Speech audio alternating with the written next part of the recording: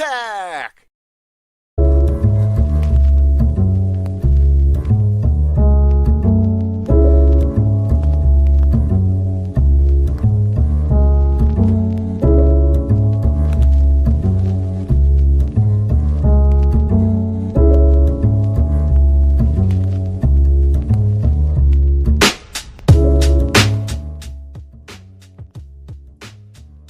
Hello, everybody, and welcome to the Smack Attack. I am your host, Jimmy T. He is my co-host, R to the B to the V. And you're listening live and, of course, watching it live right here on Hamin Media Group's YouTube channel. Sorry for the throw off, but you just threw me off there, Rick. Welcome back to the show. I'm just serving a little hashtag RBV eats out, trying to get some dog gobbling in here before we settle in for this week's. We are back on the Smack Attack. The last time is now. And damn, I almost wish the last time was now for having to review the blue brand, but wait, we're going to keep at it. We're going to try to pour in a little life to it for you, get you a little hype, get you a little excited. Tonight's episode, it was really about one thing. That is 1 week away. A little over a day and a week away. Jimmy T from Saturday night's main event, Washington, D.C., paid for, will it deliver? The last time is now John Cena. And as we're getting there, again, a day and a week away, Jimmy. What are your feelings on this thing in the moment? Are you getting those chills? Or are you a little saddened? Are you feeling the thrills that we're going to give that final salute to one of the goats of the business, Mr. John Cena? You know, it still hasn't sunk in yet for me, actually, Rick, to be honest, man. I think next week will be the time where it will sink in and, you know, come to the realization that he is going and retiring. But as far as the hype goes for his last ever match and the time he's now tournament, whatever you want to call it, I don't like the fact that they had a tournament just to face somebody like a Cena, and the way they're hyping it up. Like, for example, LA Knight. Oh, it's his biggest match ever. If he beats Gunther, this is the biggest match. Not a WWE title match, not a World Heavyweight title match, but John Cena is the match of the century, basically, for LA Knight. I just don't like, you know, hearing that, because at the end of the day, he's just a human being. He's on a championship. He's John Cena. Sure, it's an honor and a privilege probably to face John Cena, of course. But do you need to make it that tacky and corny? Well, Jay, I'll tell you real quick. Let's talk about it. Let's open up with this thing, just talking about the tournament. Obviously, we get SmackDown. We'll talk about that big winner and all that. But, Jimmy, we got all the dicks showing up over in the chat room, so I guess we can flash that one off of the screen just in case, just so we don't get any strikes or anything against us there for inappropriate content. Here on the page, if that's all right. Hey, just a little PG. Got to, play it safe. Thank Big Red Hernandez for that one. I know you guys touched on this a little bit as you guys were looking at who should go on to win. Is there cat's out of the bag there, everybody? Gunther has defeated LA Knight. We will break down that match, go a little more in depth to that, but it is going to be Gunther. He is the winner of the last time is now tournament. It is going to be the farewell match for John Cena. I know you guys talked about on I Like It Raw about maybe who would be more fitting to be in that spot. I think across the board, you, Big Ray, MSG, were in favor of LA Knight. I had the same conversation with MSG yesterday in the Friday locker room.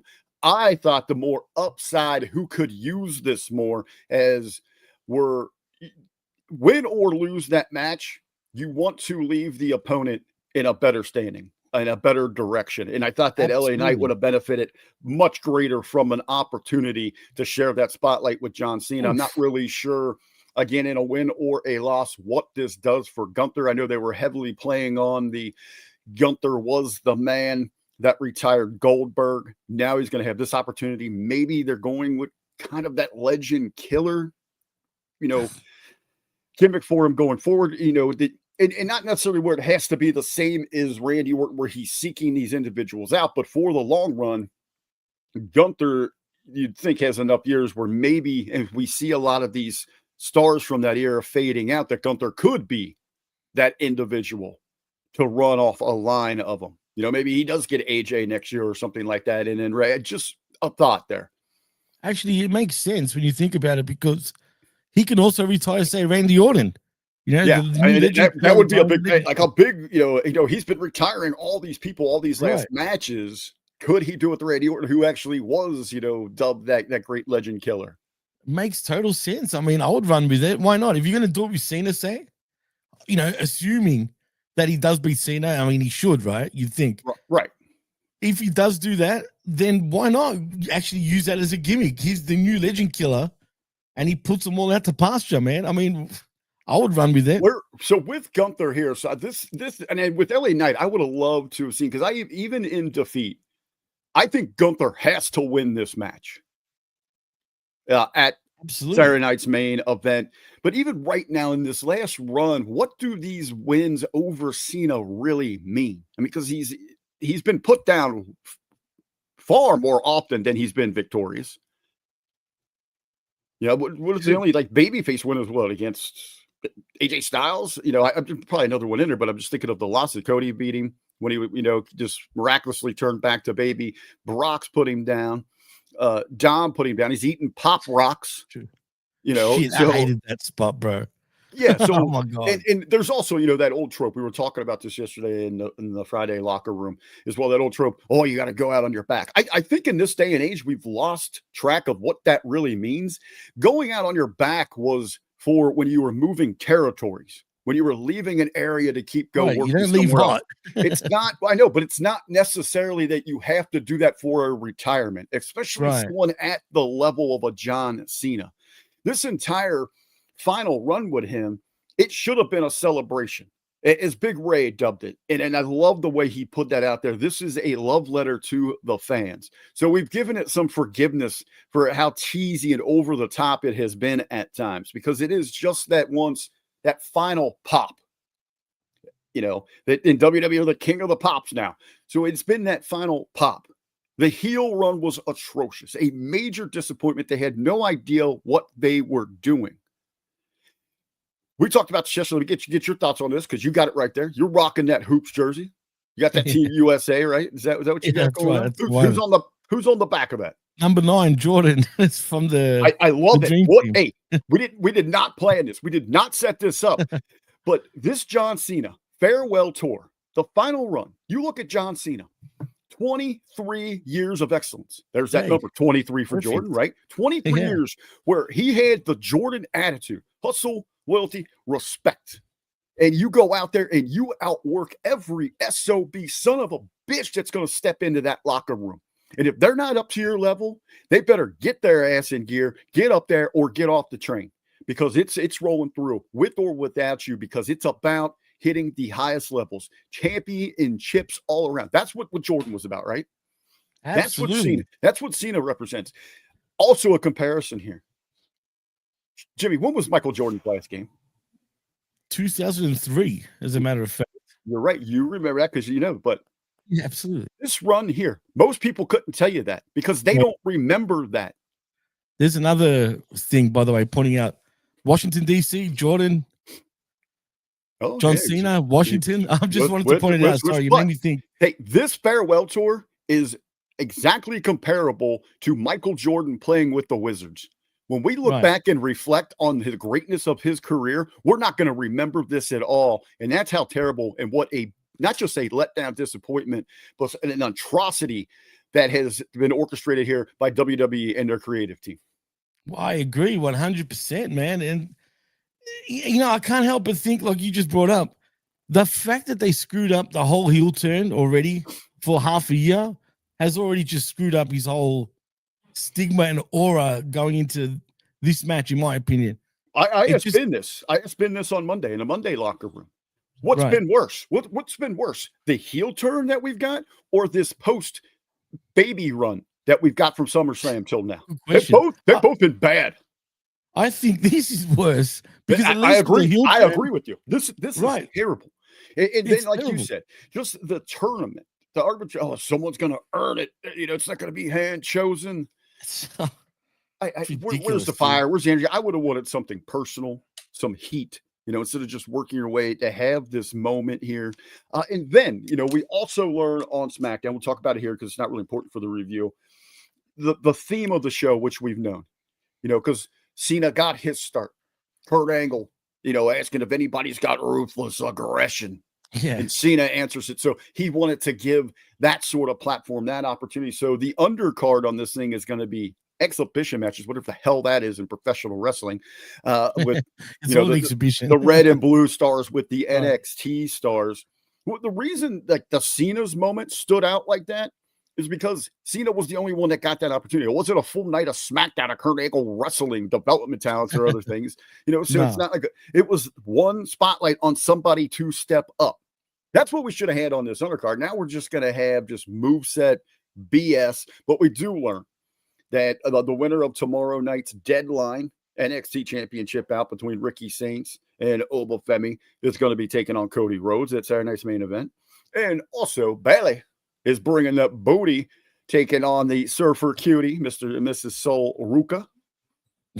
That match. So we got 2 matches and 3 matches now for next week's Saturday night's main event. I'm looking forward to Saturday night's main event just for the fact that it's Saturday night's main event. I always love watching the show just because I've always been fond of it growing up, right? So regardless, I'm looking forward to it, but look, this Cena thing has been, if I was Cena, man, if you were John Cena before we move on, I just want to ask, would you extend it for another half year? Say your retirement run. What's interesting because they've already committed to this. They sold. I mean, you talk about letting fans let down by the creative decision on this thing, and now you're going to say, "Oh, we're going to extend this out." Like the band coming out. Oh, you say encore? Yeah. Well, you're going to have a lot of people that paid a lot of money. They're going to be pissed off about this thing. Now, beyond the fans, you're going to piss off a lot of business partners that gave over investments, maybe sponsors that really jumped on board at a premium price, knowing that this was going to be all eyes on here. How would you feel here if you're one of those cities that went out there and like DC that bid all that money to get this thing, and they're like, nah, hey, there always still is, everyone's got that speculation. Come next year, 2 WrestleManias from now, and the Saudis, when they get that checkbook out, are they going to want John Cena on that show? Goose read my mind. Cena's last match should have taken place at WrestleMania. It should have been a WrestleMania to WrestleMania sort of tour, but we don't know what schedule Cena has coming up in 2026. What kind of jobs in Hollywood that he has. But real quick, forget that rumor. This is interesting. I just saw this before we went there. Recently in an interview, Cena had said his original pitch to WWE, the plan was he wanted a full-time tour. He was going to commit to 220 dates. I remember him saying that. He was going to commit to 220 dates. And right. They came back and countered with, we only need you for 36.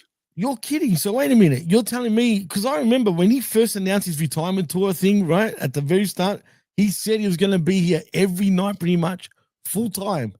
He said that originally. And then suddenly it was like here and then. I'm like, wait a minute. I could have sworn he said this and this. So you're telling me that he confirmed it now, that it's WWE's decision to have him sparingly used like that? TKO countered, came back and said, we just need you for 36. That's part of that new business model, just like they cut house shows. If we're going to see him 220 times for the final year, you can't get that premium dollar. Wow, that's sad, dude. That is sad. Because I remember him saying that. I remember him saying he was going to be around full time, and then they're the ones that told him no. That is their business model right now. That's why they cut out the house shows. If you got less events, they become more, in their mind, more demand. So now, I mean, hell, is WWE even running 220 times in the past year with everything that they cut? I don't think so. It'd be just under probably thereabouts. Well, I mean, you got 52 weeks for television. That's 2 shows a year, 2 shows a week. So there, 104. You got a pay-per-view every month at least, and it will sprinkle in an extra 6. So what about his short NXT shows? There has been a few things like that. I don't think they're running anywhere close to 220.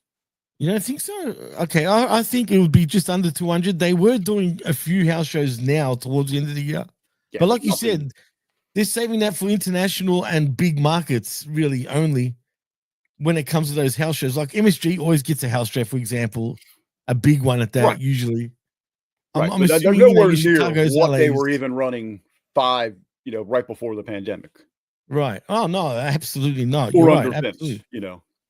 But they got to be careful because, all these, price hiking and less shows and then doing this to the fan base is going to bite them in the backside eventually, man. And Well, it's happening now. Bubble's going to burst. Bubble's going to burst somewhere. Right. You're seeing it domestically, and it's going to be a matter of time before we see that, internationally with some of the travels, things like that. They're starting to see that, so it's going to be interesting how they tweak that. But hey, that's the big business of it. But Jimmy, there is a little bit of news to jump into before we circle back around here to the Blue Brand review, breaking it all down from tonight's SmackDown action from the home of them Longhorns down in Austin, Texas. Oh, that's right. But Austin. a big business in the entertainment industry, and this is widespread. I mean, this is going to touch a lot of people, but it's the wrestling marks out there. We think wrestling's over. We think this is all about us. What's this going? How's this going to impact us? No pun intended. But yeah, it seems like all indications not completely finalized, but they're working it out there. They're dotting the I's, crossing the T's, ironing everything out here. But Netflix is going to purchase pieces of the WBD, Warner Brothers Discovery. So initially here, Jimmy, you and I got to have a conversation before we went there with this thing, break it down a little bit. But initially, all the wrestling fans of the media, they're freaking out. Oh, my God, AEW's in trouble. They're going to lose all their distribution. They're getting yanked off the air.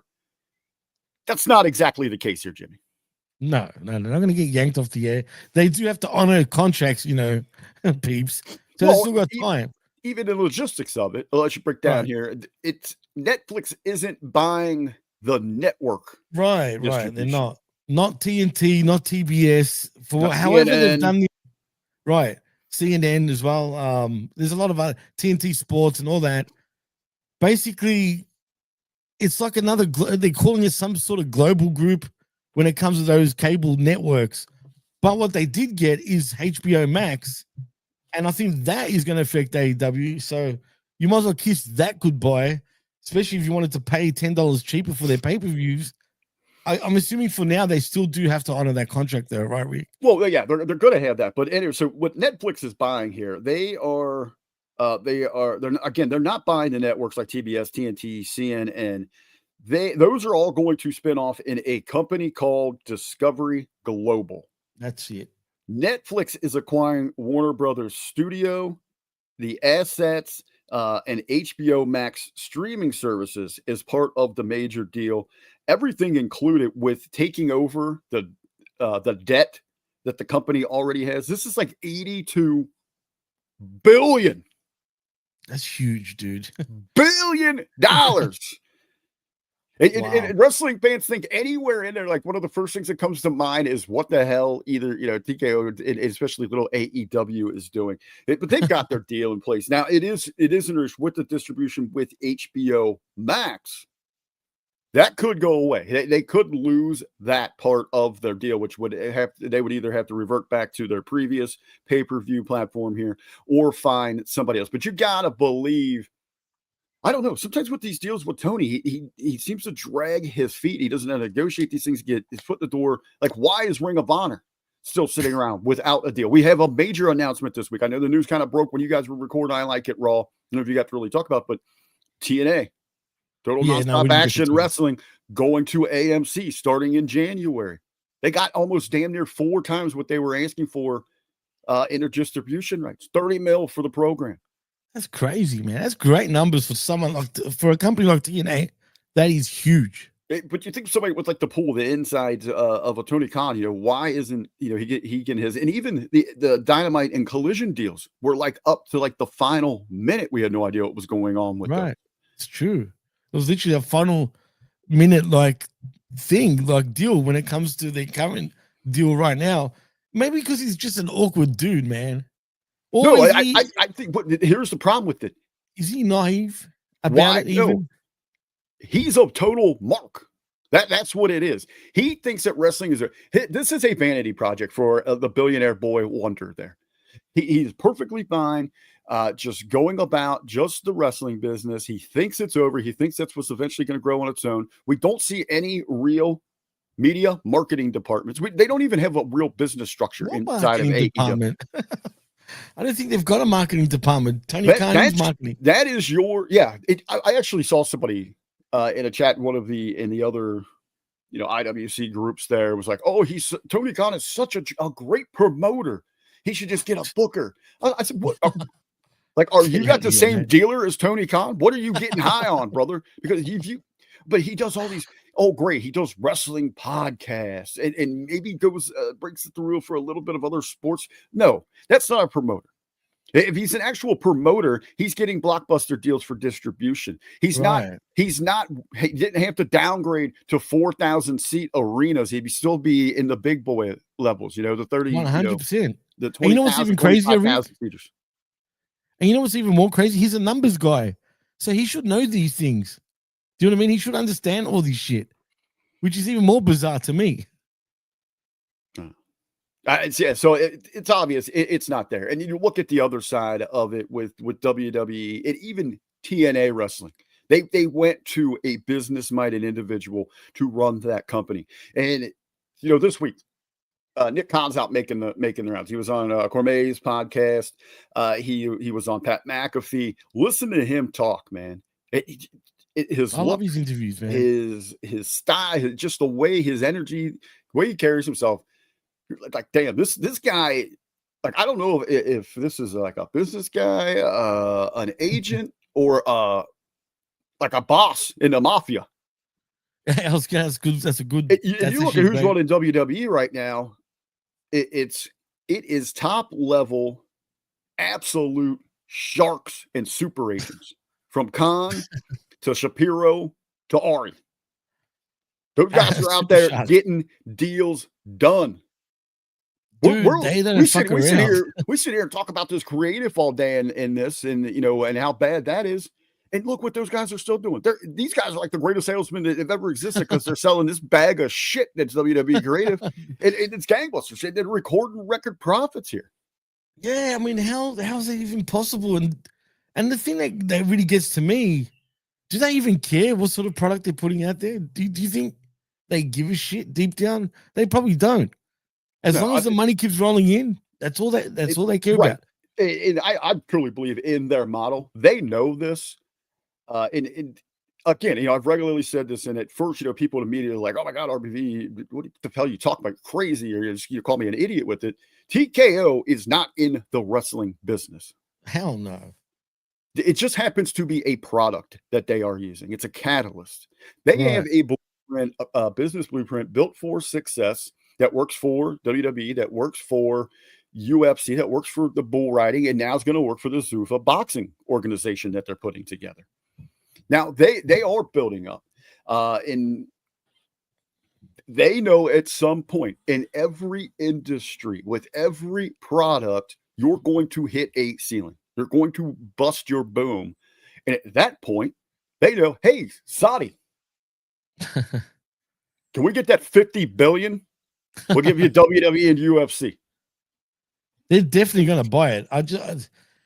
There's no ifs or buts about it for me, man. These guys don't hold onto companies forever. They're there to make it into a profit sort of machine, a profit making machine, and then sell it off, man. That's what type of guys these guys are. Every business is always for sale, right? And you get to that level on certain things. I learned, in some of the like sharks in the bar business that I got to learn from, some just great minds that taught me a lot about that marketing business wise and food and drink and all that. And a lot of them would go into a place, they'd give themselves 5-6 years and flip. Yeah, you have to. And then go do another one. Build it up, sell it at max, and then go do it, and then start your process all over again. You never hold on to a bar or club like that. You just don't, because it always plateaus. There's always a point where they're going to start plateauing. You know what I mean? So it makes sense to keep flipping them. We got all this wrestling on television, and and we regularly talk about, man, there's a lot of content to consume. In our field here, we've got shows 7 days a week. We're live 7 days a week. We got review shows trying to cover all this here. And for the fans, it is a lot to take in. You and I were talking about this, and this is a regular debate amongst the wrestling community here, and that is ratings, Jimmy. Ratings. Right. Did you happen, in regular, what's the regular excuse you hear for wrestling? Why we're only All getting ratings don't matter anymore, right? people That's don't the watch, excuse. people don't consume content that Right. way, right? Did you Exactly. happen? People watch it on YouTube and blah blah blah. I know you were on the other side of the globe, brother, the other side of the world, and down I under. am. Did you Down under. happen to catch the numbers for the NFL Thanksgiving Day games, the live ratings for this? I didn't, but you told me just off the air before, and I am godsmacked. I did hear about it down here. I didn't know the exact numbers, but I heard that they were breaking records with Across the board. Yeah, across the board with The those. early game, Lions Packers, 44 mil. Afternoon game, Cowboys Chiefs, 57 mil. The night game, Bengals Ravens, 28 mil. All were records for their time slots. The middle game, actually, the Cowboys and Chiefs, the highest rated regular season game ever. The early game, Lions and the Packers, the second highest rated regular season game ever. Oh, that's nothing, dude. Can I ask? Go ahead. What was the usual average like ratings for the NFL, like in general, over the years? They vary because of the different time slots, and now they've expanded. Right. Where we've got Thursday night football, there'll be games sometimes on Saturdays. We run holidays. You got the but Monday night football is the night, right? It used to be. Sunday night is kind of the highlight game, football night in America. And what's strange enough, it's funny you bring that up. We're looking at these incredible ratings, must see for the NFL. And it's funny you say that because what caused the shift from the NFL taking focus away from Monday night is because, remember back when we're sitting here, we are in awe, amazed by the juggernaut that is the NFL, the National Football League. But remember back when, Jimmy, when when wrestling, two wrestling companies used to not just beat, but smash the NFL in ratings. How was that even a thing, dude? And we're talking about that off the air, like that's 25. That's like 25 to 30 years ago, and that's how far we come in that relative short time. One of them is pulling out 57 million, and the other one is beating their chest, bragging if they get $1 million. And AEW is not; they might not ever see $1 million again. Never. Unless they have like Tony Storm and Megan Bain go out there and start scissoring live in the middle of the ring. I don't see them ever getting close to a million live viewers again. That's for the scissoring live. When we were talking about that, you asked that question. What happened? What happened? Again, this is further proof. What happened here is actually a business model. The NFL, is a business. The NFL company, like the headquarters, the league, they're not in the football business. Now the franchises worry about the football. Right. The NFL is a television show. Right. So they are worried about distribution. They're worried about ad sales. And then I'd have to look this up because I bet you these numbers rival each other. It's probably either merchandise and ticket sales are 3 and 4. But first and foremost, they are a television show. They are entertainment driven. It's in their name too. The entertainment part is in the NFL corporate name. So the NFL continues, and over these 30 years, they saw a model. They've seen it. They out pro wrestling. You have got long-term storytelling. You've got captivating characters that connect with the audience. You've got the athleticism. You've got the drama. On field, off field. Again, the way that the depths that they go through that you can reach, you can feel what these players are going through, all of this through that storytelling, that connection. The Chiefs and the Cowboys, who just set that record there, arguably, this is like heel versus heel. but the Chiefs, like they really on paper, they're kind of like John Cena. They should be everything that's the good guys that you like. They got the lovable coach, they should be like your fun uncle, your old pops. They got you want to sit in the coffee shop with, or at the barber shop, at the bar with Andy Reid, and just at the Waffle House and just kick it, man, and just hear those stories. You've got Patrick Mahomes, who is like the boy next door, Opie Taylor with a nice tan.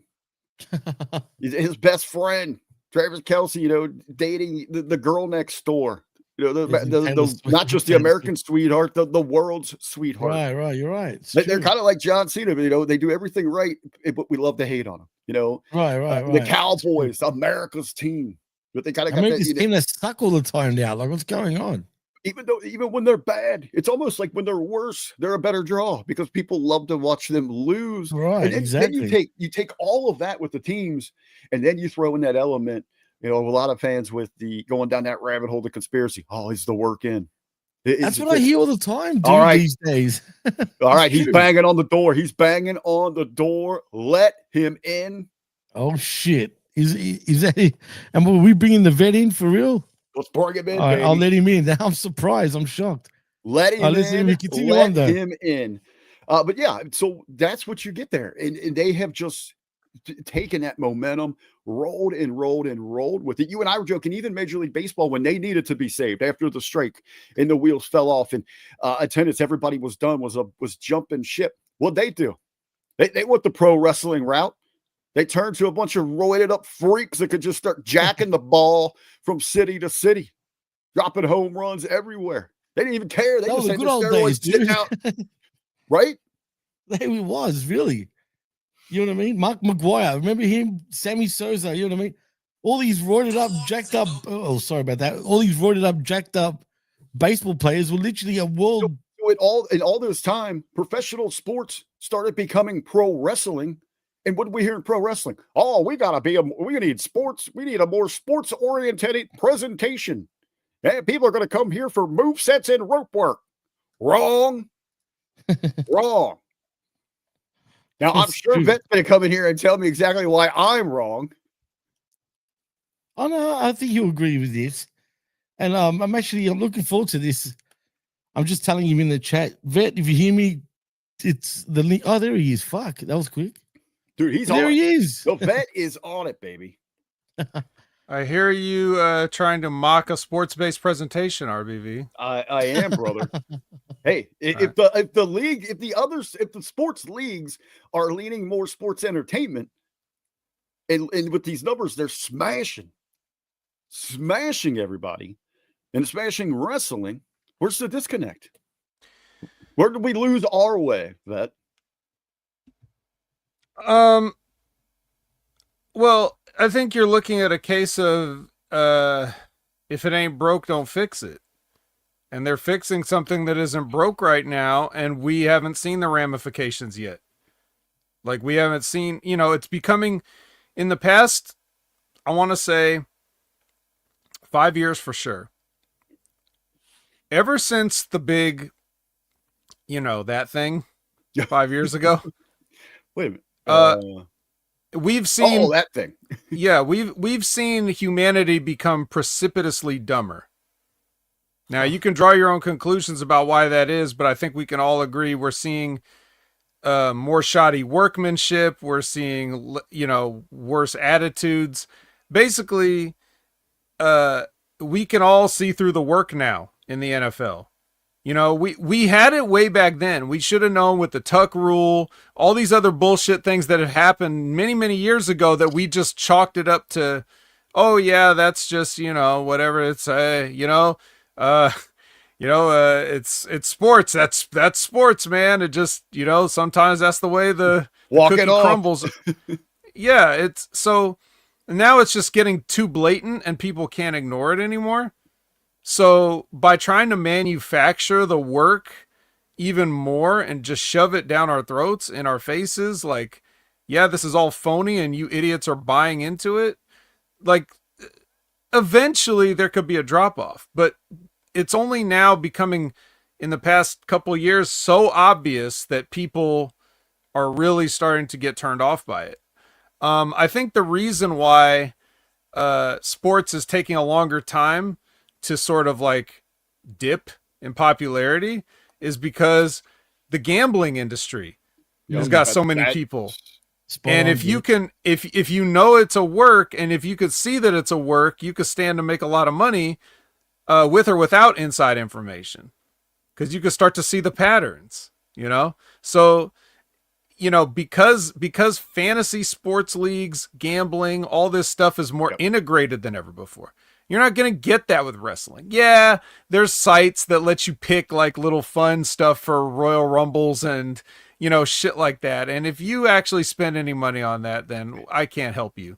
But you can have a lot of fun with it right here on our own platform, the Hamin Media Group over Facebook, Hamin Media Group, where we do have our Pick'em Challenge. You can get involved with that to test your knowledge. So on that, let me ask you here.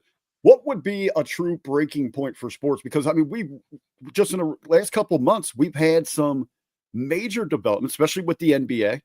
It's been knocking on the door again with Major League Baseball, with some, gambling accusations, some tie-ins, obviously with the NBA. But it seems that the general populace kind of brushed that off their shoulder. Like, man, we don't really care. We still want our sports. Is it because we're so ingrained into the gambling ourselves, or because it is a major spectacle for our society? With the NFL, I'm probably being even generous on this, but like 80% of their fans have really no idea what's going on. It's just about the gathering, the spectacle, the getting together, and they understand like the point, like, ooh, tackle him, throw the ball, that sort of thing. Right. But it's about the party, the environment with the majority of them.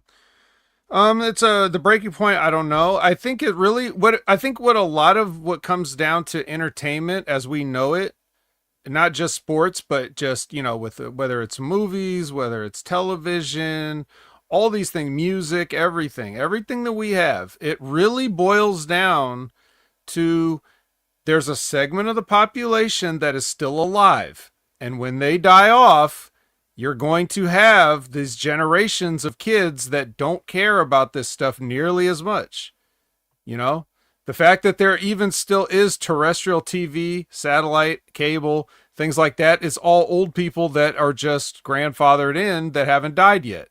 People in their 50s, 60s, whatever, they're still, they just watch TV out of habit. The kind of people, I mean, I've seen it with my own eyes. It's not like I'm just throwing out like hypothetical. I've been in the living rooms where, senior citizens just fall asleep with the TV on, like they're watching Law and Order, and then Raw comes on after, and they're asleep. So the ratings that Raw gets is just old people that fell asleep in front of the television. It's not like 20 somethings, 20-year-old people watching TV, cable. Are you fucking serious? Have you seen a 20-year-old?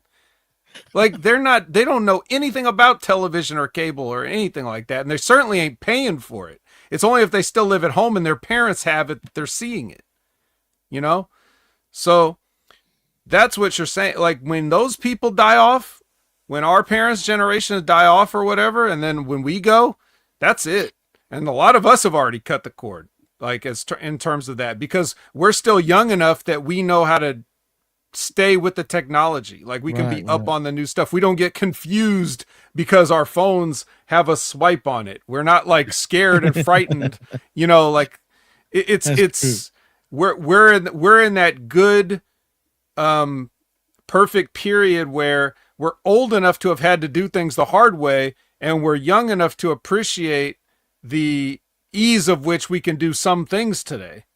But there's a generation that's grown up with only stealing stuff on the internet. So they don't understand why they should have to pay for a movie. They don't understand why they should have to buy a DVD. They don't understand why they should have to, sign up for a streaming service.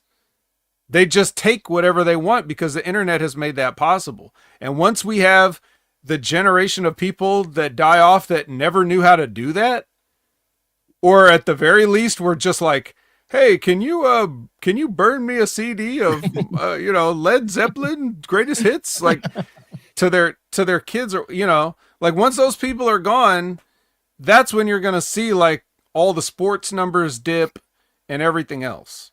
All right, so Jimmy T, cancel that mixtape you were making for the vet. Yeah, no, I was gonna say, it's funny enough, I was the first one with the burnout of all my friends. But my parents were exactly like that. I had to teach them how to burn CDs, you know what I mean? Because they used to make me. And even that is still like a physical media. You got a box, you got a disc, you got to do stuff. You got to push buttons, actual tactile buttons. Yeah. It's true. So, But Vet, you bring up an interesting thing I just wanted to quickly ask. Sorry, Rick. Do you think in the future, Vet, that sports will eventually kind of die off as we know it? No, there's always going to be sports because it's just so institutionalized. Right.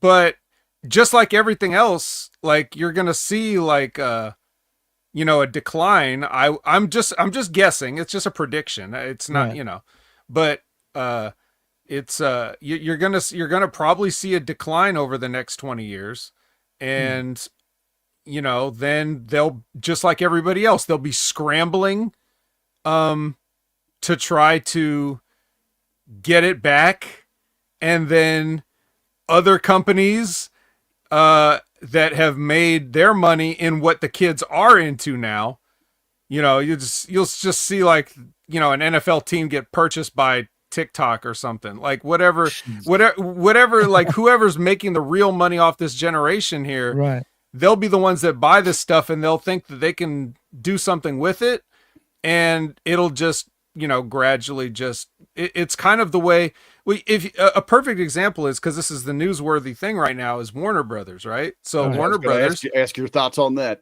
Warner Brothers, over 100 years or something, right? Of like, this studio is like one of the America's great old institutions of entertainment. It's iconic. The water tower is iconic. Right. For sure. And they've done such a great job with their brand over the past 50 years that they were able to just get passed around like the town whore until they just got until Netflix is dumb enough to pay for the whore and marry the whore.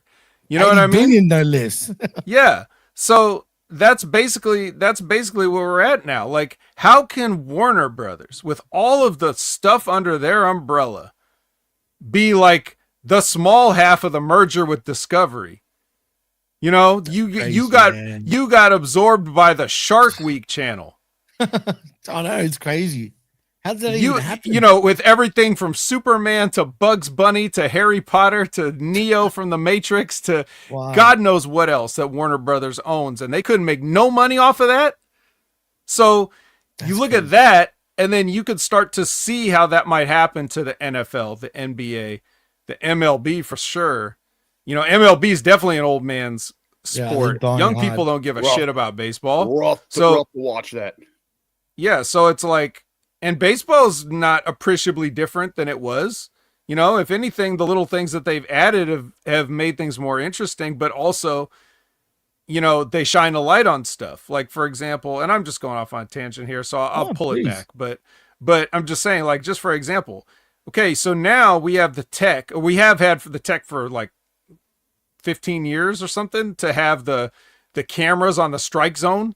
So what do we need a home plate umpire for? To fuck up the calls and to do exactly what we're talking about. You're working the game. You're rigging the game. Spot on, man. That's so now we have a robot that can do your job. A computer took your job, daddy. Right? But we still have you out there, sadly, just standing there with your stupid pad and your stupid mask, like, yep, ball. Like, no, we don't need you anymore. We don't need the gimmick lies anymore. So I'm just saying, so like that actually improves baseball in a way. But it's just something that's an institution, but I don't think young people love baseball as much as the previous generations. So that's the first to slide. I don't know how people still watch the National Basketball Association, because the fundamental gameplay is so terrible. Just 3-pointers now. Well, I'm surprised they can make 3-pointers. Every time I turn on an NBA game, it looks like the Washington Generals playing the Washington Generals. They're using a freaking ladder. Yeah, maybe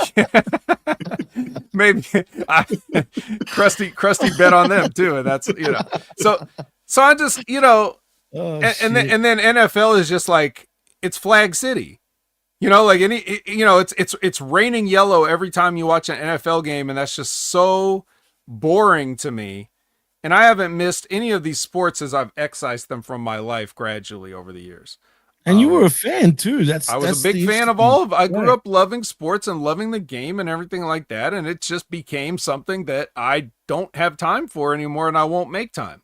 So if I'm like that, now imagine a generation that didn't even grow up with the love of it like I did. You think they're going to stick with it? So Some will, some won't. I'm just saying I believe that over time you will see that decline, and we're just not seeing it quite yet because that older generation is still pulling in those massive TV numbers because they're the only ones with TVs. You know, it is interesting. They did have an alternative for the Thanksgiving Sunday night game with the Ravens and the Bengals. If you watched it, the broadcast on Peacock over on the Cock, they had it look like Madden. Like the video game? Yeah. It was an alternate kind of viewing, to try to draw probably that younger crowd. So it looked more like the video game. I didn't get to check it out. I want to go watch some videos on it. But yeah, it's kind of what's leaning towards what that's saying, because they're going to have to move in that direction to appeal towards that generation. That from the wrestling fan perspective, wrestling fans thinking we're way more over and more important than we are, up in arms about the deal with Netflix and Warner Brothers Discovery. Immediately, the sky is falling for Tony Khan and AEW. It did just occur to me, though, one big bit of sad news for AEW is that Netflix now owns their number one draw, Sheldon Cooper. I mean, that's got to be a hit to AEW. But overall, even with maybe potentially losing the HBO Max distribution, is Tony sweating anything right now?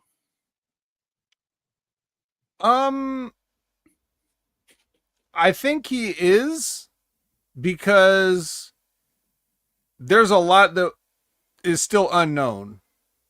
Certainly to us, but even to them. Like, they're not going to fill everybody in on, like, if you, like, the people that make these kind of deals, the kind of money that comes along with a deal like this, they're not worried about some wrestling promoter on one of the channels that's under the umbrella. They're not thinking about him at all. They're not worried about it. And in that sense, that can also be good, because that means that you're just flying under the radar and you may be able to operate as usual for the time being. But he's just sweating it from the sense of, things are a little bit uncertain. So I don't think that's going to change what he does on a daily operation. This is very similar to the idea of, the original Time Warner AOL merger, where they were just like, get this fucking wrestling out of here. We don't want to have anything to do with this. It's kind of reminiscent, though. Right, which it's just weird. It was weird then. But I think that this could be like, I don't know how the Max thing will happen. Because I could see that just continuing to operate and Netflix just rakes in the revenue and reports it. Like, there really may not be a need to change it, or they could offer a bundle deal or something. Right. But I think everybody else that has to, like, still has to keep these up, like these stations, these TV stations, and these other companies and stuff like that. I think that's probably just going to stay the same for now. Because it's not like Netflix owning Warner Brothers means, does that mean you're just going to pull all the channels off of cable? Well, no, see, that's going to be separate. So your TNT, your TBS, your CNN, they're going to be global Discovery. So it's a whole completely different entity. Yeah, and Netflix didn't buy any of that. Yeah, so that's why I just feel like nothing's really going to change. Yeah, I'm with you there. It just, that overreaction from wrestling fans, But Paramount is still apparently interested in buying that global, the rest of the channels. That's still a possibility. If that does go ahead, then I'd be a little worried if I was AEW and whatnot. But as for now, they're safe. And at the end of the day, they do have to, unless they pay him out, they have to honor the contract still. So how many more years do they have left? At least 2 years, right? I don't actually know. I'm assuming it's got to be at least 2. He's trying not to think about it. Hey, one of the best things that could happen is if they cancel it and Yvette doesn't have to review it. Yeah, I mean, that's just one less thing. Right? It sucked for HMG because they all love the wreckage, but who doesn't love the wreckage? A little teaser it's here fun for just you. Talking crap about AEW, though, I must admit. You know what I mean? So even if it's a slog to watch it, it's actually fun talking about it because they always give you something to actually talk about at the very least. So that's a good thing about AEW and talking about AEW in general. Vet, speaking of reviews, do you want to stick around with us for SmackDown? Did you get to watch that? Yeah, man, please do. Yeah, I did the watch along with Brandon as well.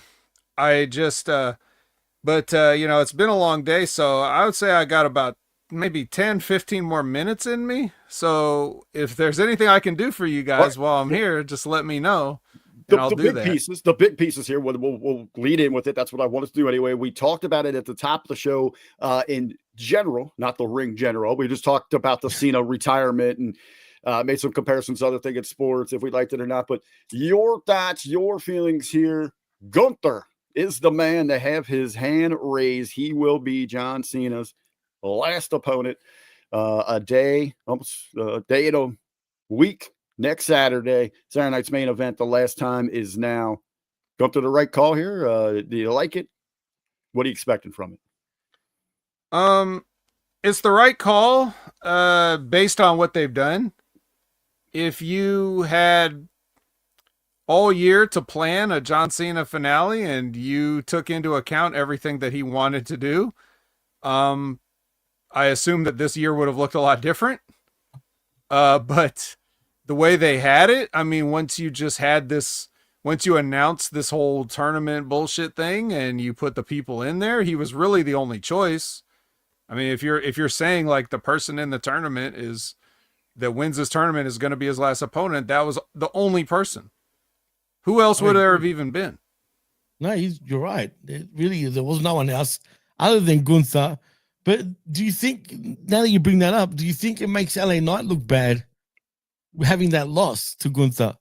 Because he's always that guy that seems to get there, but can't. Because everybody else has that loss to Gunther. Yeah, well, that's true. Nobody has a beat. So yeah, no, you're right. That's why. But I mean, I saw a comment like just not that long ago because some other people in a Twitch stream chat were talking about wrestling, and I saw this, and somebody was like, they're over pushing Gunther, and they listed all the stuff that he'd done over this year, like heavyweight champion and king of the ring and retired Goldberg and John Cena in the same year and all this stuff. And my reaction is like, they haven't pushed him enough. I mean, the fact that he's lost a handful of times is already too many losses for him. So like they're fucking up, if they want to call him like Triple H's boy or whatever, they're already fucking that up too. And he still had a pretty good run. So yeah, he's the only choice. And anybody that doesn't really agree just doesn't really understand the big picture. Like nobody out there should have really like legitimately imagine if you are talking about John Cena's last match that he's going to have. I mean, assuming it's his really last match, but let's just pretend for the sake of argument that it is. And then it'd be like, wow, John Cena, you had to tell somebody because they don't watch anymore. Like, oh, John Cena retired. Oh, really? Yeah, he had his last match. Oh, who is it against? Carmelo Hayes. What the fuck is that supposed to, like, who are you out of your mind? Who the hell would have thought that was like really an option? That anybody would have wanted to see that John Cena would have wanted to do that? Yeah, no way. Please. And even LA Knight, John Cena already, he got to work with LA Knight. He got to tag with him, so he's got that on his bucket list. If you're looking at a guy as a wrestler, John Cena is still a wrestler. Like at the end of the day, he's a wrestler. He can go be in Hollywood and do all this shit all he wants, but he's a wrestler. So it matters to him who he has to have as a final opponent and who he's gotten to work with and who actually, when you pack your lunch and go to work and do the job, do you want to be in there with a guy like that it like, well, at least my last match is going to be good. Right. I'm not going to go out on a low note. There really is, for that and many other reasons, he's the only choice. So, in a vacuum, it's good. But in the big picture, it could have been even bigger because you could have still had, you could have had unstoppable, Walter this whole time, not losing to Jey Uso earlier in the year, not, just not losing to CM Punk and in that, that travesty where they somehow buried Seth Rollins, CM Punk, and Gunther all in the same night. It would have been much better if he was riding a wave of momentum into this and being the kind of guy that's like, I don't even understand why we're having a last match for you. You hadn't won a match for years before you came to do this last tour, and imagine the promos, imagine the story, imagine all that stuff you could have had, and you don't get that, but at least you're going to get a nice match for John Cena's final match. Perfectly put. I agree. 100%. But see, that's another thing with Gunther, though. You bring up a point that I don't think even WWE knew what to do with Gunther anyway, hence why he was off television for how long? Unless he's champion or he's chasing something, they really don't understand Gunther properly yet as a character and as a performer. They said it was about his nose or whatever, but it's like, you don't need a nose to wrestle. Right. Like, why is Rhea Ripley there in a face mask then? Exactly. So the reason they had him off of TV was to wash the taste of him losing to CM Punk out of everybody's, mouth. Like, get him off of TV and let people forget. That's their creative. Oh, we gotta take him off TV and cool this off so that people forget, and then we'll bring him back in a big way. We'll put him in the tournament, and he'll run through the tournament, and he'll be, that's their big idea. Instead of like McRib booking, to have it disappear and bring it back. It will be interesting to see where his creative direction goes from here. If he's going to make a good appearance in the Rumble, what's in store for him maybe at WrestleMania, because we're hearing the rumblings about already potential what the title pictures are going to look like. You haven't heard anything about Gunther, so I guess that's going to be the interesting. Keep your eye on him going forward. Absolutely. We'll see. Wait and see what happens there, but I don't know. I'm worried still for him in terms of their creative and what they could do with him. And bless you, by the way, Rick, for sneezing. Gonna hit that sneeze thing. Well, on that bed, we will let you get to bed. But hey, as SmackDown opened, I want to let you go away, because it's every time that you pop on the screen, I have one of those mark out moments. Oh my God, it's the bet. The bet is here. I wish we had a drone shot of me, like coming into the StreamYard, but we're still working on that. Big things in 2026 for HMG. We'll see. We get the whole answer instead of yeeting, they're veeting. We're freaking out.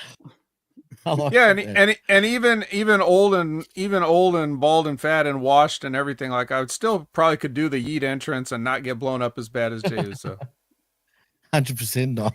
So all right, guys. Well, on that note, I will crash out in the classic sense, not the kids these days saying it sense. I am going to sleep. But thank you for allowing me to join you for a few moments, and have a wonderful show. And I'll see you both very, very soon. Thank you, everybody in the chat, and good night. Thank you, Vet. All right. That's how you do it on a Friday night. That's how you do a proper run in there, ladies and gentlemen. Thanks to the Vet sharing some of his expertise, that insight there across the board, some of the business of the business talk. But Jimmy, we've talked about that main event. We've got that there. We've set that stage. A little disappointment. One more little note on that for me. Hard hitting match there. It was a great match for what it was. Absolutely. This is what this show was about. We'll run through the other highlights here, but this was the staple. This was about hyping this up for that big final match. Very disappointed that we didn't get maybe a commercial-free spot here. We got it last week for that throwaway, no one cares about Survivor Series match, went commercial-free. We had 3 commercial breaks here domestically on USA Network for this match. They did the entrances, the big match intro.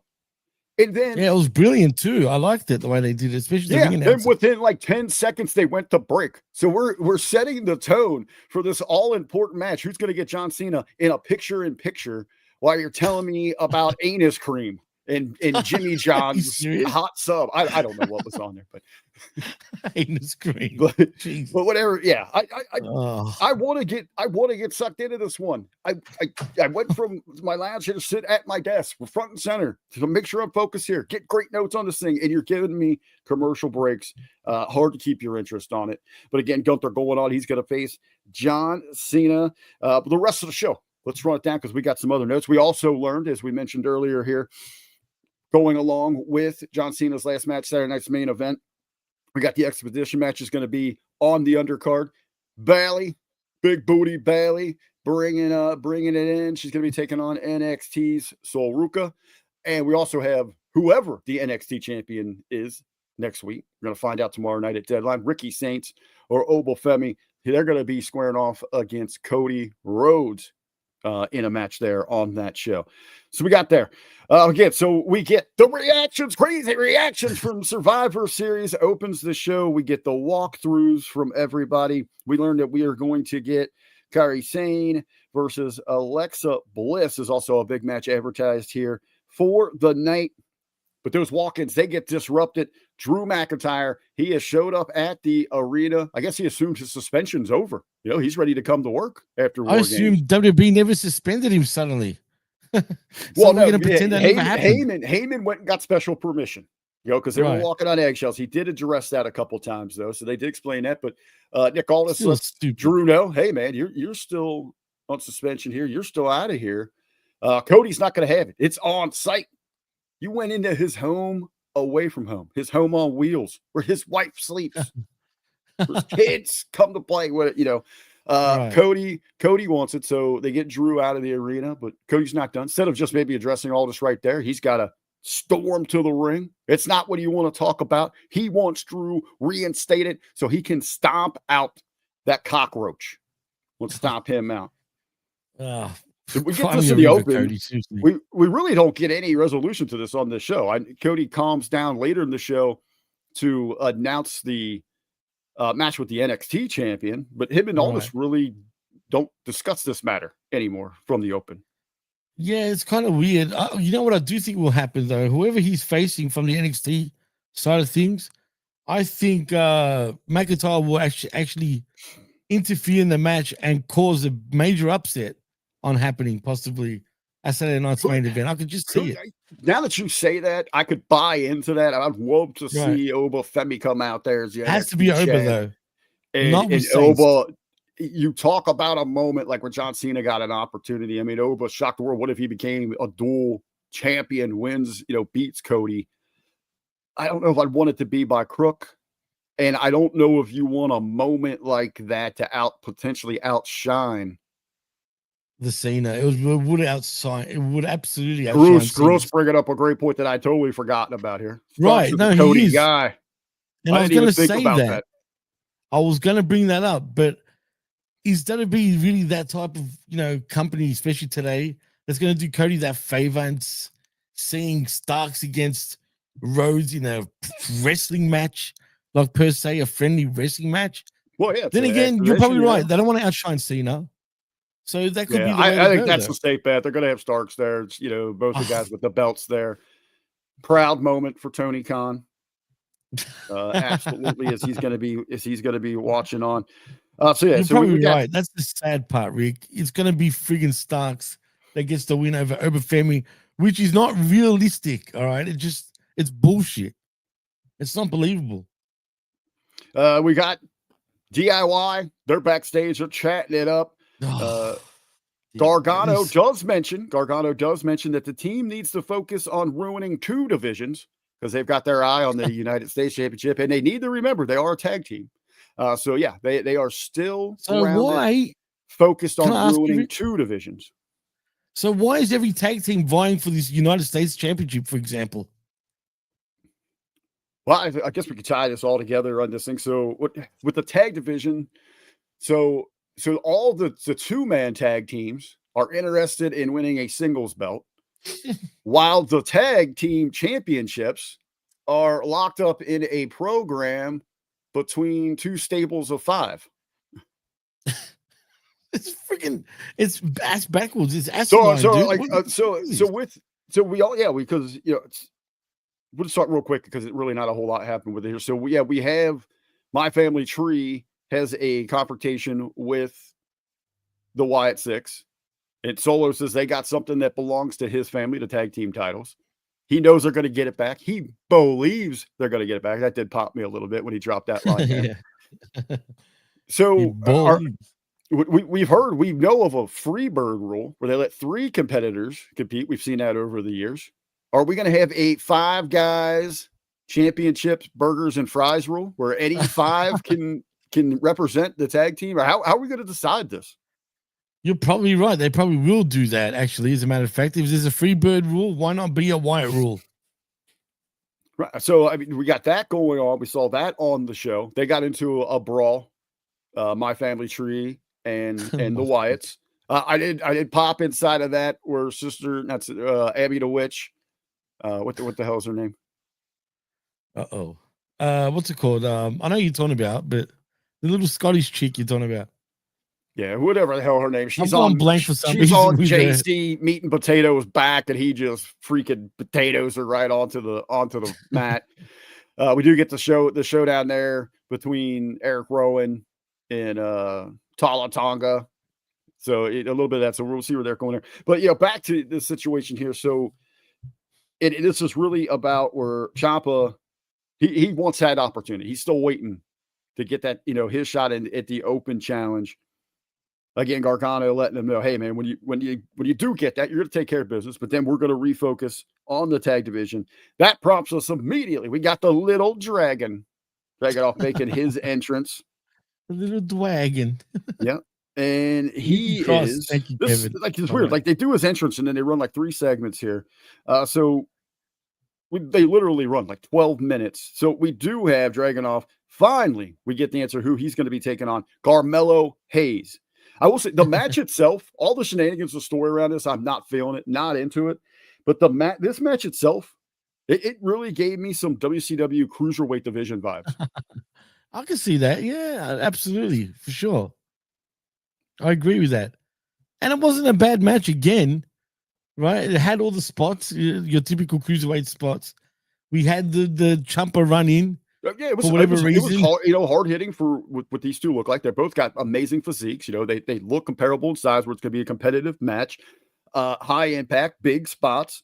I enjoyed it. I also put here in my notes, like potentially this could be this should be a new structure for them. Have one championship title, top title, have an intercontinental title that maybe focuses on the storyline, character driven, and then have that workhorse for the United States title like the Cruiserweights used to do there. To go out there and kind of put on these matches. I don't think it would work to bring back the Cruiserweight because I think this wrestling's just moved beyond the weight class stuff.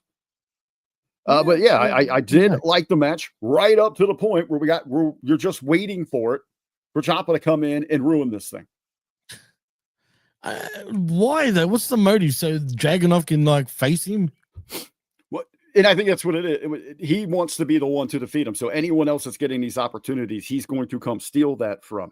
So I did have in my notes. It was like the little guy's really upset. Dragunov's upset here, or is he? I've been thinking like he keeps interfering. Why aren't you stepping up and doing anything? Well, he did. He shut me up. He answered my question because later in the show he does go to Aldis and he says, "Hey man, I'm tired of this. He is disgracing what the U.S. Open Challenge is supposed to mean. I want him. So they set that match for next week. I would have really liked it here. How about a stipulation on this thing? If this is Ciampa's only chance. So he can't make an excuse and keep doing this stuff where he keeps interfering in this. It makes sense, but nope, we don't get that. It doesn't matter. I don't think management even cares. Yeah. So we got all that going on. Inside of that, we also get a big announcement. This pretty much comes out of nowhere, right? Unless I missed something here. Damian Priest, he's in that heated feud there with Aleister Black and his beautiful wife, Vega. You mean Karrion Kross and Scarlett? Well, hold on here. We got something here. Damian Priest has got himself a partner. He's got a ride or die. He reached out to his good friend Rhea Ripley. Is going to step up to the plate. Right. Rhea Ripley is going to step up. Rhea Ripley. Next week, it's going to be the Terror Twins. God, they're back. The Terror Twins. Corny name, dude. Versus the Tamu Cross Clan. We're going to get that next week. Have I just been missing this? Like not retaining it, like blocking out? Like has Rhea been involved in this at all? She's been busy with her war game stuff, right? Yeah, no, you're not freaking your mind is not twisted, Rick. You haven't missed anything. I was just kind of crazy. Like they're just going to come out of nowhere with this thing. And they literally came out of nowhere. And I was even shocked. I'm like, what? The Terror Twins Are they a thing again suddenly? I guess they don't have anything else for her to do over there. So they're rushing this thing. They're shotgunning this. This is going to be next week. So there's no build, no like save to come in and help priest or anything like this. We get a do they believe in builds anymore, Rick? Actually, let me ask you that. Does this company actually build everything is so rushed? It's because there's so many shows. So it's 2 weeks. Boom, boom, but boom. They don't need to rush it though. They don't even need to schedule it this early, bro. Like, give us a bill, like have again where Priest is in trouble with the numbers game, and here comes Rhea to help him, with the save. Right. Then give us a month or something like with this. Here's what I really like, and we talk about rushing everything. So we learn here, supposedly the world learns, everybody learns here that it's going to be the Terror Twins versus the Timu Cross Clan next week. So within the hour, Black and Vega not just respond, but they have a fully over-the-top produced promo with a snake and all in their own specialty set. I know we got a great production team here at the Hamin Media Group. We're on top of it, and we can get some good content out real quick. But hey, for them to be on the ball like that, to put together a vignette like that in under an hour, to respond to the announcement of this match was simply amazing. That's WWE's actual thing, you know what I mean? They've always been great at doing little vignettes and promos like that forever. So kudos for that. But like you said, they're just going to make up this match for whatever reason, like because they didn't, they don't need to rush it. They didn't have to rush it. They could have given us something, but for whatever reason, and I don't know what's going on in the back there. Is it politics? Is it dumbness? Is it like they just don't care? They just seem to be hot-shotting everything right now, Rick, and it's annoying the shit out of me right now. Yeah, so we get the big dual weekend next weekend, right? We get Friday night in Washington, right? And then Saturday night's main event. Speaking of Ripley, I know a lot of people were hot about this a couple of weeks ago when they released the guys promo for Vegas. We're getting a run here of vignettes for the call girls in Vegas. Oh wait, that's the women's division. They're hyping double or WrestleMania double or nothing in Vegas. So Rhea has like her own there. Instead of sitting around, the poker table, the girls are all at the hibachi place, eating dinner, talking trash to each other. Oh God, speaking of the ladies, we got the lovely Miss Shar, the jolly plastic giant, and Pedo Bliss. They cut a little promo backstage. You didn't just say that. We got that sets up Alexa Bliss versus Carrie Sane. Kind of the little girls getting at it. Beating each other up. Absolutely. They both like a rough too. I'm not trying to be like, This one, so it's a match you expect for these two that, they go through. We've seen before. They hit all their spots. They seem to work pretty well together. They can generate enough motion with each other. What kills me here, though, Sane eats the pin. Why are the champs eating the pin here? Can we get this match thrown out, especially because what we get in the follow-up, you have the Giants come in, Jax and Lash, and why to get to this DQ when they come in and beat up Charlotte and Bliss, beat up the babies. They do that afterwards, after Bliss puts down one half of your champs. Then they beat up the babies, and then they beat up your heel champs. It should have been match thrown out. Right. And then Asuka and Sane should have got the hell out of there. Why are we beating them up right now? You've literally puzzled me. I have no idea what the mindset is. You didn't put ultimate sympathy on the baby faces in this thing. You didn't give them the sympathy. You made your champs look terrible. Facts. And we're not fearing or seeing the domination from the monsters here at all. This made everybody look incredibly weak. Yeah, and again, it's bizarre, Rick, because I want to know if this is Triple H truly coming up with this shit, and that's why I can't wrap my head around it. He can't be that dumb, dude. He can't be that stupid. I'm really speechless. Road dog. Oh yeah, you're right. Actually, it is SmackDown. So yeah, okay. Road Dogg. Look, he's an Armstrong, legendary family. They should know what's going on.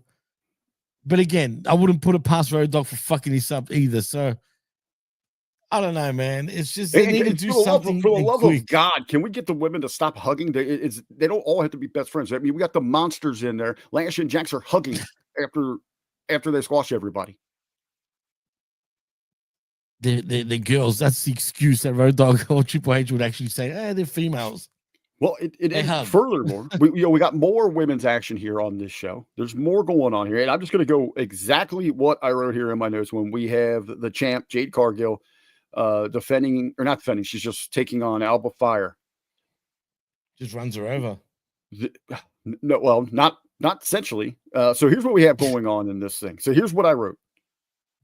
Heel versus heel versus heel. WTF are we doing here? That indicates because we get the promo that shows the setup from Chelsea and the interaction last week. So we start the match. It's Fire and Jade. The third heel that I'm applying to here is immediately in the match. You have Big Purse show up and Julia, and so now they're fighting with Chelsea on the outside. So we've got the champ Jade, a heel, taking on Fire, a heel, with Chelsea outside a heel, and now they're fighting. She's fighting with Big Purse and Julia are heels. So we got heels versus heels versus heels. Again, WTF are we doing here? Why that stuff on the outside is going on? Jade is inside the ring selling for Fire. Again. Yeah, that's ridiculous. Again, WTF. See, I caught the tail end of this match at this point because of my internet connection. Yeah, so I didn't see the whole. Why that's going on. She's in there selling for Fire. See, that's stupid. So if that's once they do focus back in, which you saw, Jade kicks the crap out of her. So I got that's what I saw. I literally saw it right at the end. Thankfully, this train wreck is only about a total of 5 minutes. But wait, well, thank God. Wait, there's more because we have Jade backstage, and oh, fuck me, here comes Munchies and B-Flop. Munchies and B-Flop. This is what you're giving me for your women's champion right now? That bitch is having to deal with Munchies and B-Flop again? What do you call her Munchies, by the way? I don't know. She doesn't make me hungry. Funny, she doesn't make me hungry for anything that she's doing. Oh man, they're both going to be on the chopping block. What's her actual name? Munchie? Mia Yim, you talking about? Yeah, Lee's wife or whatever. Yeah, Mia Yim. Not B-Flop, or Minchin, whatever the fuck you want to call her. Yeah. That's ridiculous. So, I like her. She's good. She's an asset if you allow her to be. She's terrible. She's just there to eat pins. She is terrible. You think so? I mean, she was great. I'm not Antifa. Bitch, get out of here. You should have been fired 3 years ago. Well, she was technically, and they brought her back, remember? No, I didn't even notice she was gone. You're a character. Vince got rid of her, and then Triple H brought her back. Good for Vince. Yeah, he knew. He was ahead of his time. Anyone that says that Vince wasn't ahead of his time, I'll call bullshit. Yeah. So we have that going on there. Outside of that, I think that is SmackDown. We touched about the main event there a couple times. This women's division, an absolute train wreck. The problem is there is a lot of great potential inside that women's tag division right now. There is, but they're not utilizing it, man. We all got to hug. We all got to love each other. Even the monsters are doing that. We got our heel champions looking all kinds of weak all over this thing. Yeah, see, Rick, is SmackDown particularly too heel heavy at this point? I don't know. They should be. I don't know. It's a good question. I'd have to look at to break it down. I think the problem is they don't have any stars. There's no draws. What draws? What draws? I mean, they're going to be lucky to hit 1 million even this week, probably. Now, look, you could make draws out of a few guys if they strap the friggin' rocket on them, but they don't do that anymore. Hey, And what happened again, to my this camera? is you. I mean, you look at this roster here. You look at this women's tag division. They're focusing on that right now. So now we end up with Munchies and B-Flop challenging a champion here. It's just about they're not just properly using the distribution. There's so much wrong in this, and I don't blame the talent at all because again, there is some great talent and some great potential if they had the proper creative direction and leadership. No, you're right. Absolutely, man. It's bizarre. It is absolutely bizarre why they're doing this, and I don't understand why. They're just neglecting everything. Like, what? It's gruesome to say they're too heel heavy, and it's because they all think that they got to be badass to be cool. You know, there's a lot of things even that Charlotte's doing inside in working the corner there with Bliss. You know that they're trying to pull distraction moves and things like that. The baby shouldn't be doing.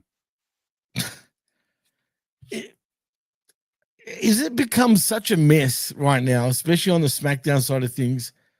Do they really need to like just pull it all back and just start over again in many ways?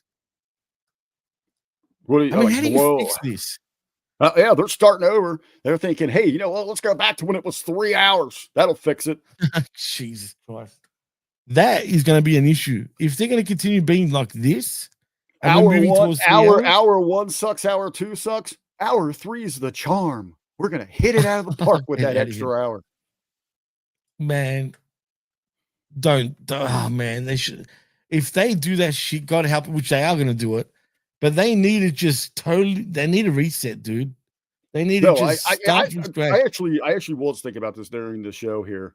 And, and it goes back to my notes when I was talking about maybe restructuring the titles. You have an Intercontinental and a U.S. Separate, but merge the top titles, merge your tag, merge your women, stuff like that. I think we have outgrown a need, even if there ever really was one. It hasn't been much appeal ever for me with it. So maybe it's a me thing. It's an RBV thing. But they play loose and easy with this anyway. Let's just come out right and say we are done with a brand split. I was going to, no shit, you read my mind. I was going to say at this point, just put them all together because they need it. Raw's not as bad though, but SmackDown needs a Raw influx. So why aren't there some things that are going to pull me to each show, to each platform to want to watch this product? You're right. It's true. I mean, they're kind of hinting that. Look at Rhea Ripley, for example, is going to be on SmackDown next week anyway. You know what I mean? So they don't care, but they need it with it. But what's stupid with that? You just give me a vignette about it. You didn't give me anything to emotionally invest in with that. They didn't do anything for that program, for that story, to insert Rhea to try to give it a little juice to get fans excited about it. It's just, all right, that other thing you were doing that didn't make a whole lot of damn sense. War Games, that's over. So now we're just going to arbitrarily inject you into this thing. Yeah, and War Games was bad too when you think about it. God, terrible. Yeah, terrible. I hate to say it, but Blood and Guts was more entertaining in some ways. You know what I mean? The women's, I kind of enjoyed the women's Blood and Guts. There were some aspects in there of all the four. I probably like the women's Blood and Guts the best of them, but that's not saying a whole lot. No, that doesn't mean it was great either, but it was more entertaining than WWE's War Games. Put it that way. That's kind of like saying I like to have one finger stuck in my butt instead of a fist. Jesus. Anyway, you threw me off on the intro, and you threw me off towards the end of the show too, Rick. You're a character, man. I'm not gonna lie. But you see, now you just made me just totally forget what I know what we're talking about, but like you just totally threw me off on what I was gonna say. Oh, but what we do know. No, what we do know though, it needs a total refresh. If it means just bringing the brands back together, so be it. I've always been one to never have them separated. That's just me. You know what I mean? Because I used to love looking forward to, like, especially when we were younger, dude. Go back to even when SmackDown first started back in '99. It felt like, I used to love that continuation when back then we wanted so much wrestling. I know I did. I couldn't get enough. And now I'm complaining that there's too much. Back then, I just wanted it all the time, dude. So I used to look forward to, after watching Raw, going on to SmackDown, and the same with Nitro and Thunder at the time. Well, back then, when the idea with Thunder was to set separate stars, and that was mainly contract driven, right? Because Bischoff's like, damn, I already got my top stars, Hall, Nash, Hogan, and them. They're under contract, and they got dates. Like, I can't just start adding, unless they're going to ask for like double pay, which is going to kill us here. That's why they started adding, right? Right. But we don't have that here, so I don't know. Yes, and Sunday Night Heat, by the way, when it first started. Thank you, Bruce. That's true. I used to love Sunday Night Heat. So, but anyway, we'll wrap some things up here. We'll head home for the evening. I guess real quick, next week, I'll throw that to you. I don't even talk about it yet, but let everybody kind of know about this. I feel it's best. We'll be back here next Friday for our Smack Attack Blue Band wrap up at the normal time with the Cena farewell show on Saturday. I would encourage this movement for us, everybody in the chat, me, Jimmy. Let's all do the watch along. It is the John Cena love letter to the fans. Let's not worry about a breakdown and review about it. I don't think it's going to be necessary. Let's all sit down together and actually enjoy it in the real time. Yeah, I mean, that sounds like a great idea. Why not? I mean, I'm down for that, because it would make sense to actually talk about it in that sense, as a matter of fact, Rick. So, yeah, look out for that. The booking and the creative of it has been shitty. Let's just turn our brains off to that. There's no reason to critique it, break it down after. Let's all get together and just react and watch it as fans. Do you know is it going to still be a 2-hour show?